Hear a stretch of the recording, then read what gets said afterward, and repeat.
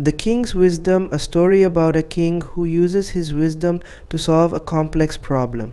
Once upon a time, in a far-off kingdom, there lived a wise and just king named King Rajan. King Rajan was loved by his people for his fairness, compassion, and wisdom. One day, a severe dispute arose between two groups of people in the kingdom. One group was made up of farmers who grew crops on the land, while the other group consisted of shepherds who grazed their animals on the same land. The dispute began when the farmers accused the shepherds of allowing their animals to damage their crops.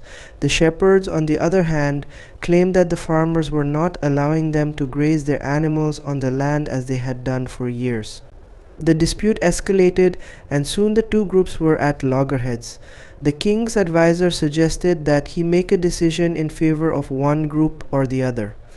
However, King Rajan knew that such a decision would only lead to more conflict and unrest.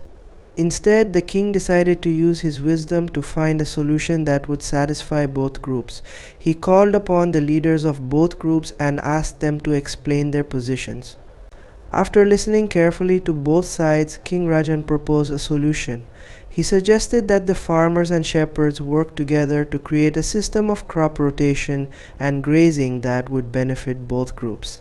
The farmers would plant crops that would not be damaged by the animals, and the shepherds would graze their animals on the land in a way that would not harm the crops. In return, the shepherds would provide the farmers with manure to fertilize their crops. Both groups were initially hesitant, but eventually they agreed to King Rajan's proposal.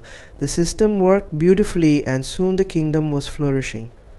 The moral of the story is that wisdom and compassion can often find solutions to complex problems that might seem insurmountable at first. By listening to both sides and seeking a mutually beneficial solution, King Rajan was able to bring peace and prosperity to his kingdom.